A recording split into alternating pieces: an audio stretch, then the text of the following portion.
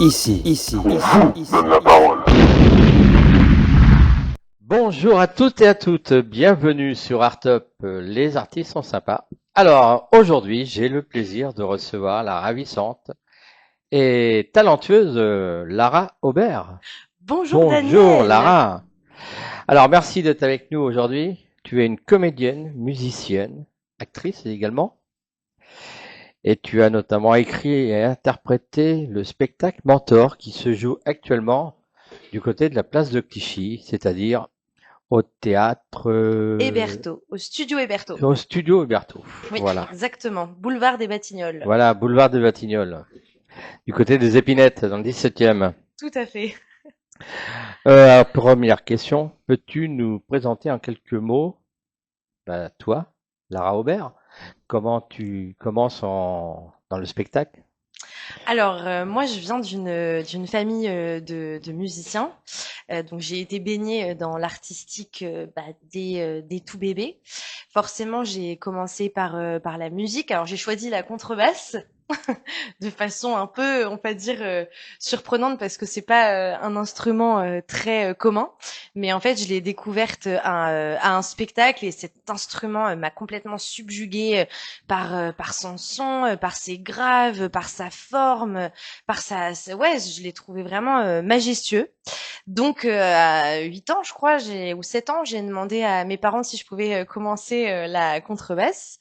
Et puis finalement, je me suis pris d'amour pour cet instrument. J'en ai fait mon premier métier. Ensuite, je suis donc partie étudier à Paris pour mes études supérieures et puis ensuite en Allemagne à Düsseldorf dans un conservatoire supérieur. Voilà, par amour de cet instrument. Et parallèlement, je suis aussi donc comédienne. J'ai commencé le théâtre après le Covid. J'avais envie de d'autres choses. J'avais envie de découvrir aussi un nouvel axe artistique et le théâtre m'a énormément plu. Je trouve que c'est très complémentaire aussi de la musique et voilà quoi. Et voilà Globalement. quoi, Et mais voilà quoi. voilà. Alors quand même, tu as écrit Mentor. Tout à fait. Comment tu commences à écrire Mentor? Pourquoi tu écris cette pièce? C'est ta première pièce que tu écris? Alors oui, Mentor, c'est ma première pièce. D'accord. J'ai commencé Qu'est-ce qui à... t'amène à l'écriture? Alors, ce qui m'amène à l'écriture, c'est un vécu personnel de prime abord. Comme je te le disais, donc j'ai étudié donc la musique. Ensuite, il y a eu le Covid et ce silence, on va dire forcé, cette pause par ce virus m'a fait aussi prendre du recul sur mon parcours artistique de musicienne et plus particulièrement sur l'enseignement que j'avais eu. Et je me suis rendu compte que dans cette pédagogie, il y avait des choses qui n'étaient pas normales. Donc j'ai commencé un peu à en parler autour de moi. Et puis je me suis rendu compte que mon expérience résonnait avec de nombreuses autres expériences. Et là, je me suis dit, je crois que ça devient une nécessité d'en parler à partir du moment où ça ne me touche Ce pas. sont les professeurs qui te poussent? Qui te pousse, Ah, ça c'est la version, on va dire, oui, officielle, tu vois. officiels. En fait, sous couvert d'exigence naît la violence, ou la violence surtout psychologique, qui passe par les mots, par les regards, par certains aussi Par les mots, c'est-à-dire? par les mots, c'est-à-dire qu'on peut aller jusqu'à de l'humiliation publique devant d'autres élèves. Parfois, il y a Du personne. genre, t'es bonne à rien, tu vas jamais réussir. Oui, voilà, exactement ce genre de Ouais, choses, tu vois. De toute façon, ça sert à rien que tu persévères, tu t'y y arriveras arriveras pas. jamais. Ouais. Enfin, tu vois. Qui, à mon sens, sont problématiques parce que je pense sincèrement que tu deviens pas un artiste ou une artiste accomplie avec ce genre d'enseignement. D'accord. Voilà. Et ce genre d'enseignement, c'est des enseignements qui sont à Paris. Alors, je pense que c'est pas que à Paris. Je pense que c'est un enseignement artistique qui est global. C'est juste qu'à partir du moment où on décide d'en faire notre métier, il y a plus de limite en fait. Et, euh, et je pense que là, ça devient dangereux parce que du coup, quand tu as tellement envie que ce métier devienne le tien et en fait, c'est un rêve que du coup, l'enseignant ou l'enseignante que tu as en face de toi bah, devient un mentor, un guide, une personne en qui tu places absolument toute ta confiance et que tu écoutes aveuglément parce que tu as justement toi ce rêve qui t'anime de façon vraiment forte et puissante et en fait tu acceptes tout et dans le tout accepter tu peux pas être malmené Oui, c'est pas surtout possible. que on est quand même dans une époque où on parle beaucoup des violences des femmes, Oui, aussi bien violences que violences intellectuelles ou violences psychologique, ouais, psychologiques. Donc c'est de là que tu sors, que tu commences à écrire Mentor. tout à fait, D'accord. exactement, de cette expérience, ouais. De cette expérience, ça t'a mis combien de temps pour écrire Mentor? J'ai mis 4 ans. Ah ouais? Déjà, je crois que ça a été très difficile de faire un peu, enfin de me rendre compte que ça m'était vraiment arrivé. Tu sais, il y a toujours cette chose où tu te dis non, ça se trouve ça se trouve c'est moi le problème. Si ça se trouve c'est moi qui ai exagéré. Et puis c'est en parlant justement ce que je te disais tout à l'heure avec d'autres où je me suis rendu compte que non, d'autres ont vécu la même chose que moi et que à partir de ce moment-là, ça ne devient pas quelque chose que moi j'ai fabriqué, tu vois. Euh, donc voilà. Alors donc, cette écriture que tu as passée pendant 4 ans, après, on passe à la mise en scène, bien sûr. Alors oui, cette écriture donc que j'ai mise pendant 4 ans et c'est ça que je voulais dire. Excuse-moi, j'ai un peu perdu le Non, fil non, mais de c'est ma pas grave. pensée. Et donc du coup après m'être rendu compte effectivement que cette expérience n'était pas que personnelle, mais que elle était aussi arrivée à d'autres personnes. J'ai commencé à écrire et ensuite il a fallu que je me détache de ce qui m'était arrivé. Ma première version était très copier-coller de ce que j'avais vécu. Et en fait, pour que ça devienne une réflexion collective, il faut aussi prendre du recul par rapport à ça. Et d'où le fait d'englober aussi d'autres témoignages. Et voilà, que ça devienne pas que une dénonciation personnelle, mais vraiment quelque chose ouais, une réflexion collective pour que ça amène chacun et chacune à prendre, tu vois, du recul sur sa façon, sur la façon dont il a appris ou apprise et se dire que il y a des limites à mettre, quoi. Voilà. Ok. Bon, donc, cette pièce mise en scène, c'est toi qui l'as fait, la mise en scène? Non, Non, pas du tout. pas du tout. C'est Bénédicte Budan que j'ai rencontré quand j'étais à l'école Périmonie. Elle a été ma prof d'interprétation en première année et ça a été assez évident que ce soit Bénédicte parce que dès qu'elle a lu la pièce, elle a eu un vrai coup de cœur. Ça lui a tout de suite parlé et le fait aussi qu'on se connaisse et qu'on ait quand même un lien. C'était hyper important pour moi pour que cette pièce soit mise en scène avec beaucoup de bienveillance. Alors, cette pièce, elle se joue depuis quand? Alors cette pièce, elle va commencer à se jouer le 24 mars. D'accord, donc Bon, dans les jours qui viennent. exactement, la Voilà, première approche à grands pas. voilà. Et on va jouer jusqu'au 27 mai tous les mardis et mercredis à 19h. D'accord. Donc au studio Héberto. Au studio Auberto, à côté de la place Clichy. Ça a été difficile de faire la mise en scène? Alors justement, c'est pour ça que moi je voulais pas faire la mise en scène.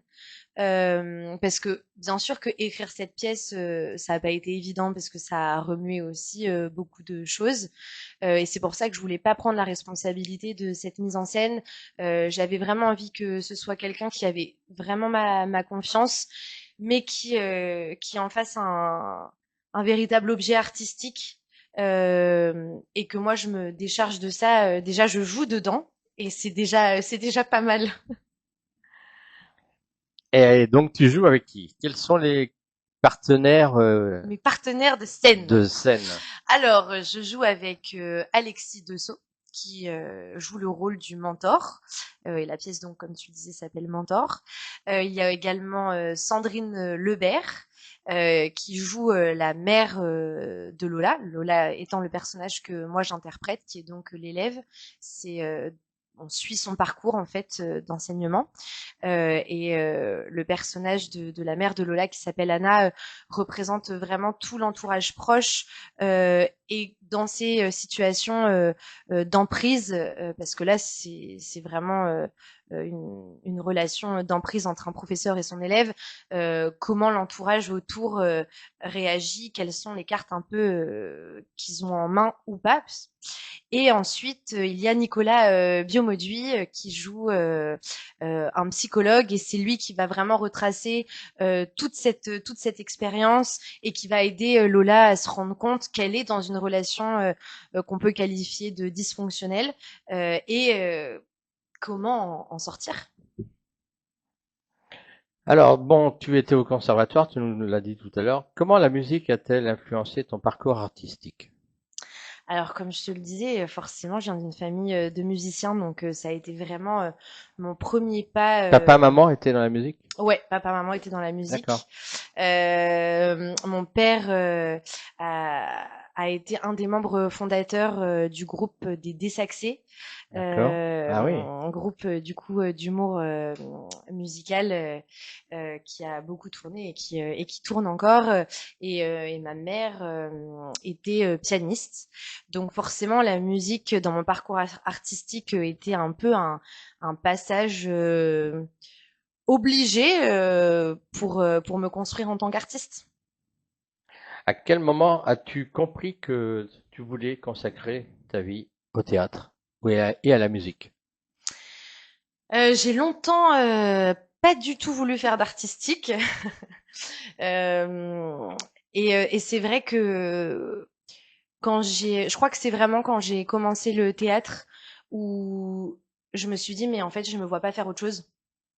Je me sens tellement comblée par cet art et par ce métier qui est pas toujours évident, hein. Il y a des hauts et des bas, enfin, comme dans n'importe quel métier. Mais je crois que c'est vraiment à ce moment où je me suis sentie comblée, où je me suis dit, je crois que c'est ça le chemin.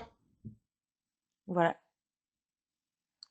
Alors, être à la fois comédienne, musicienne, actrice, est-ce important pour toi de mêler plusieurs formes d'expression artistique?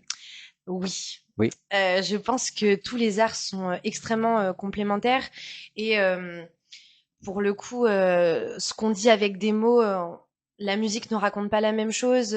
Elle peut aussi vraiment prendre la place de ce qu'on n'arrive pas à dire avec les mots et inversement avec le théâtre. Et je pense que la danse, c'est encore autre chose. En tout cas, je pense que toutes ces formes d'expression artistique sont vraiment complémentaires les unes des autres et qu'elles racontent toutes des pans d'une histoire qui sont très différents mais qui sont nécessaires. Est-ce que tu as déjà, enfin, est-ce que tu es déjà en préparation d'une deuxième pièce en écriture? Non, Non, pas pas encore. encore. Mentor est la première. Et comme je te le disais, c'est inspiré de mon histoire, donc c'est une pièce qui bien sûr est très chère à mon cœur. Et pour le moment, je m'y consacre pleinement. Hmm. Voilà. Elle va partir au Festival d'Avignon ou pas? Pas pour le moment. C'est pas prévu. Ce n'est pas prévu. D'accord, Après, nous ne savons pas ce que l'avenir nous réserve, mais pour le absolument. moment, ce n'est pas prévu. Euh, Quand tu prépares un rôle, quelle est ta méthode pour entrer dans la peau du personnage? Alors moi, je travaille avec une méthode qui est inspirée de ce qu'on appelle le libre acteur et qui se base euh, par rapport en fait à la création de faux souvenirs. Je m'exprime, enfin je m'explique, pardon. Par exemple, sur la pièce Mentor. Ouais, parce que j'y viens Ouais. justement. Euh, En fait, notre cerveau fait pas forcément la différence entre les vrais souvenirs et les faux souvenirs.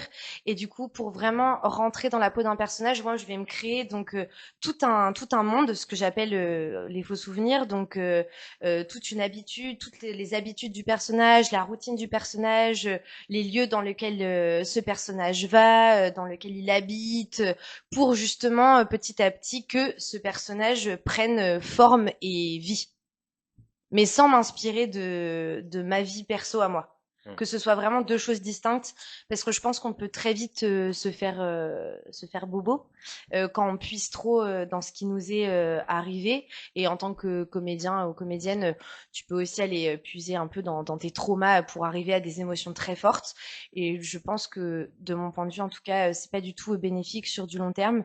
D'où le fait que pour me préserver aussi moi en tant que personne, je travaille vraiment voilà sur la création de tout un monde autour de ce personnage, mais qui ne va puiser aucun élément dans ma vie à moi. Mm.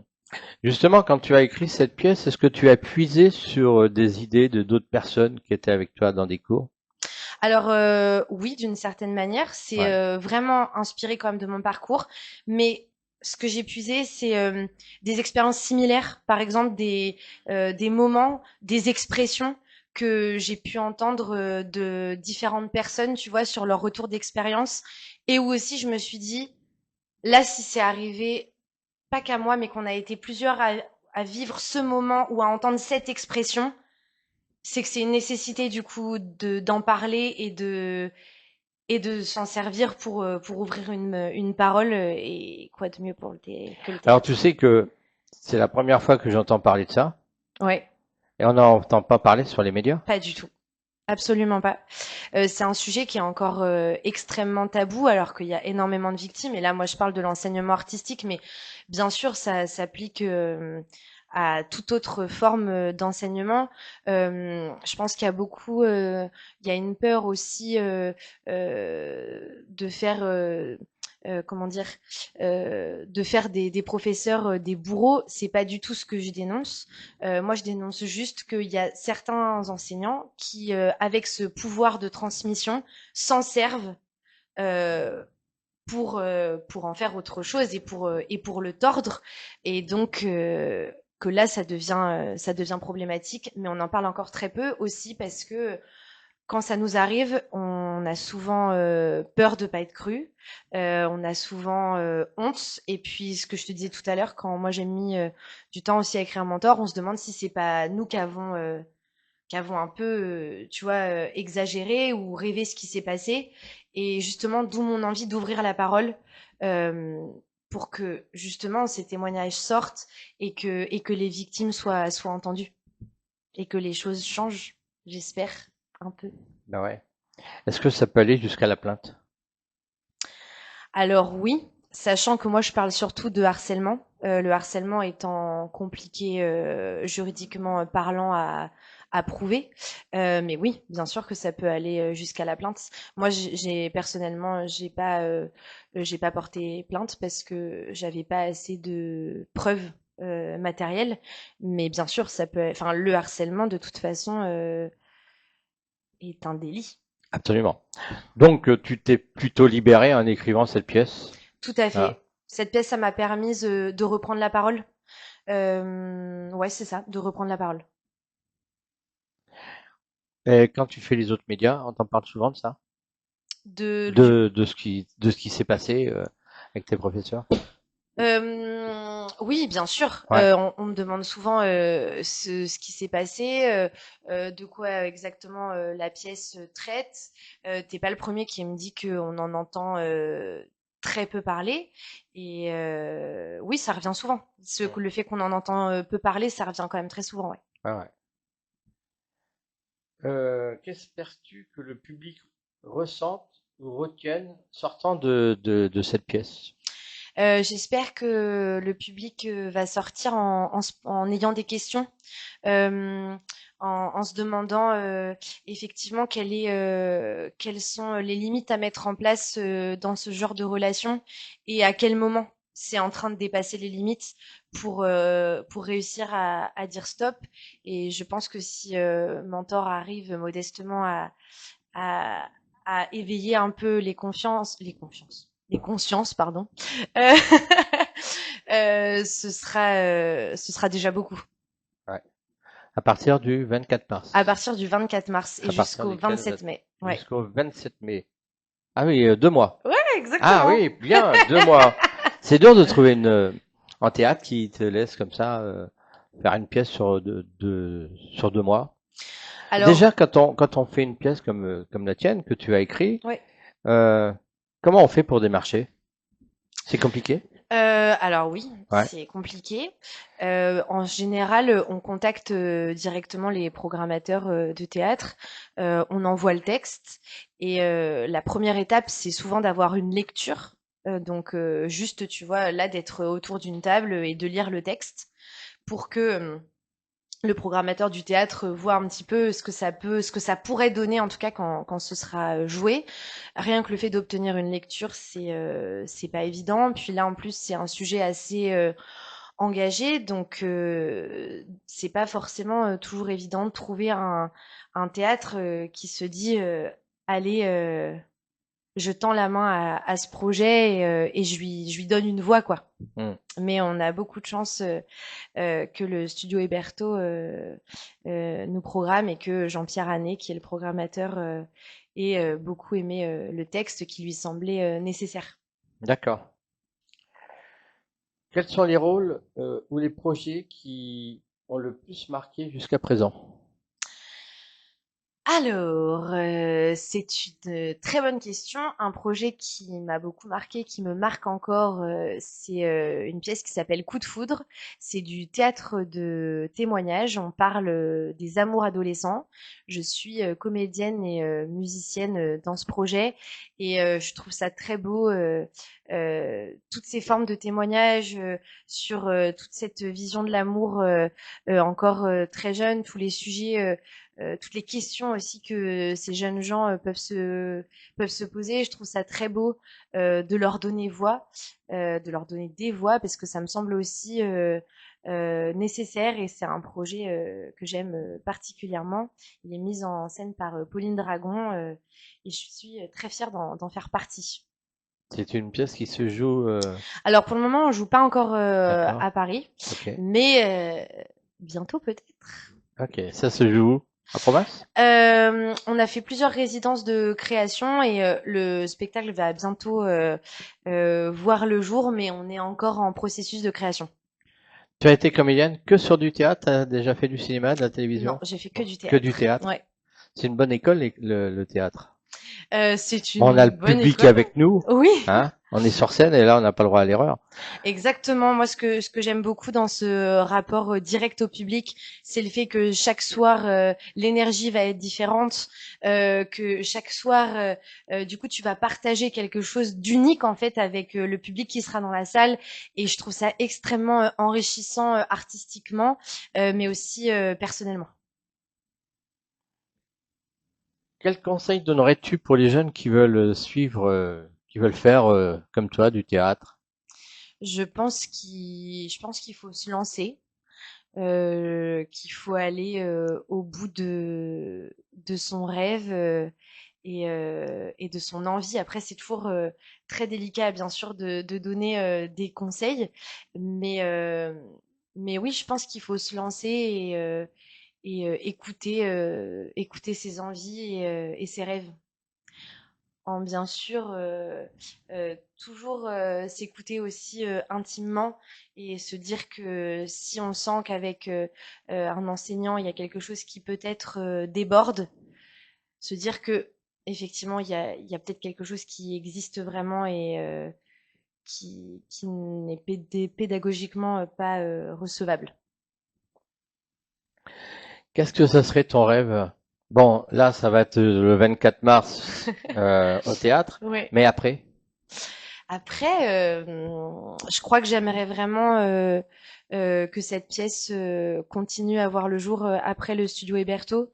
Euh, et surtout, je crois que j'aimerais vraiment et que c'est un de mes rêves que cette pièce éveille les consciences, qu'elle puisse aider aussi d'autres personnes qui ont été ou qui sont dans ma situation et qu'elle serve de prévention aux jeunes euh, pour que justement ça n'arrive plus ou en tout cas de moins en moins.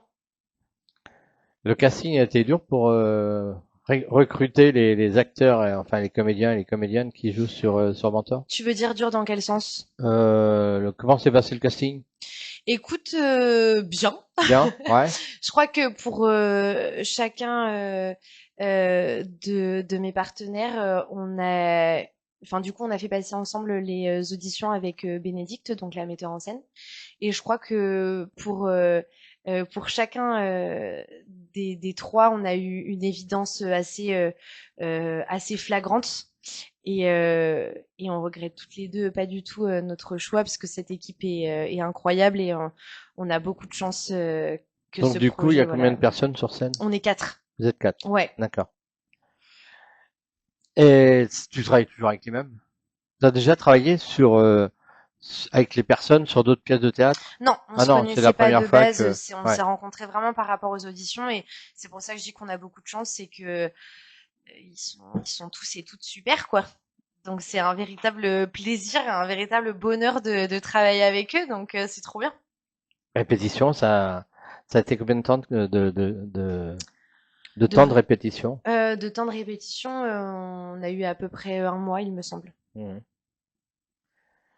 Bon, pour finir cette interview, les réseaux sociaux, on peut Ouais. te retrouver sur quoi?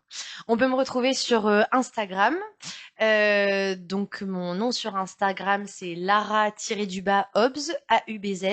Il y a plein justement, il y a plein de contenus sur le spectacle, plein de petites vidéos, voilà, enfin plein de choses en tout cas qui décrivent aussi comment on monte le spectacle et ce qui se passe en coulisses. Et après sinon sur Facebook, voilà. Bon, donc c'est au théâtre Huberto à partir du 24 Héberto, ouais. mars. Huberto, du 24 mars, et donc c'est le mercredi, Tous les mardis et mercredis à tous les 19 mardis, heures. tous les mardis et tous les mercredis à 19 heures Exactement, du 24 mars au 27 mai. au 27 mai. Voilà. Bon, bah écoute, merci beaucoup d'être passé sur Artop. Avec grand plaisir, merci beaucoup Daniel de m'avoir reçu et merci beaucoup Artop. Merci beaucoup. Et puis nous, on se dit à la semaine prochaine. Voilà. Bye bye.